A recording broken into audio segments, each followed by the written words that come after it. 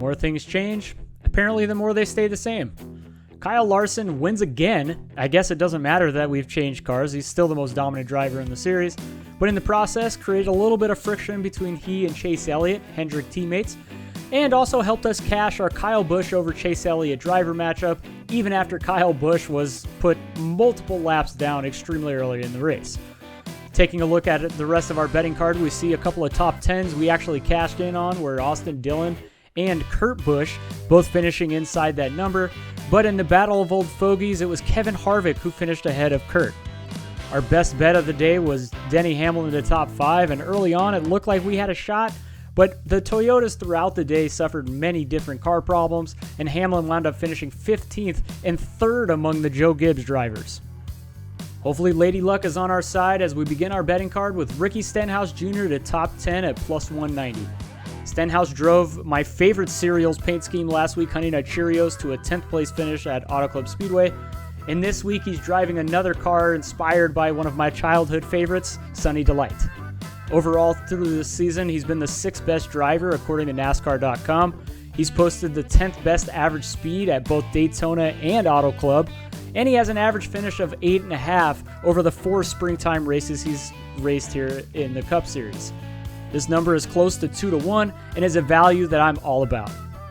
As far as rookies go, it doesn't get much better than this. Apparently, Austin Cindric is the first one ever to lead in the points for multiple races during a season. Cindric stepped right into a team and car that was built for success after being left vacant by Brad Keselowski, and has actually performed better than what Keselowski had shown towards the latter half of last season. Cindric's number is right now at plus 115, and considering he finished 12th last week at Auto Club and has run pretty consistently throughout the first 2 races, I don't see why this is not a great spot.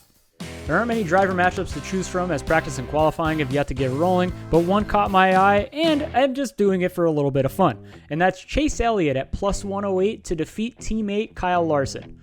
Larson is single-handedly the reason why Chase Elliott's day didn't end so well last weekend, and if we've learned anything about Chase, it's that he is unafraid to continue a rivalry and or try to get revenge on someone.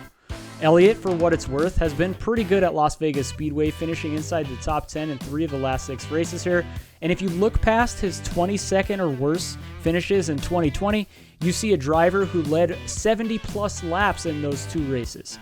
Larson has also been really good at Las Vegas, but he's been really good at every mile and a half since the beginning of last year.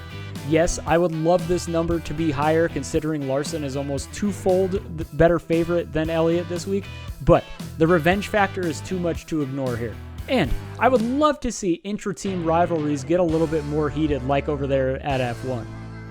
You could easily go with the favorite and pick Kyle Larson at plus 450, or I could advise you to go with Ryan Blaney once again, which I am doing. But this week I'm going with another driver and somebody who I've picked on multiple times over the last year or so, and that's William Byron to win the Pennzoil 400 at 11-1. When you look past his finishing position this year, you see a driver who's been one of the fastest on track, and this seems like a little bit of deja vu, doesn't it? Well, when you look at the beginning of last year, he crashed in both of the first 2 races there, only to win the 3rd race, which began a streak of 11 straight top 10s. This is a great spot for Byron to begin another streak like this, especially knowing he finished 8th at this track last year during the spring race. And so, if I'm going to take a shot on an outright, it's going to be Willie B at that 11-1 number. Much to my own surprise, especially how they performed last week, I'm going back to the Joe Gibbs Racing team with Christopher Bell at top 10 at minus 105. He's been mired with some pretty poor performances here at Las Vegas Motor Speedway, but he did finish 7th here during the spring, and in his 4 Xfinity Series races, he has 3 top 4s. And now his season has started with some pretty damn bad luck, just like William Byron, DNFing in both of the first 2 races, but a driver as talented as him is somebody to never count out. And if I can get him anywhere near that even money mark to top 10, I'm going to do so. Hopefully the chips pile up for you this weekend, and if you want to make any of these bets over at FanDuel Sportsbook, make sure to click the link in the description where you can get your first bet risk-free up to $1,000.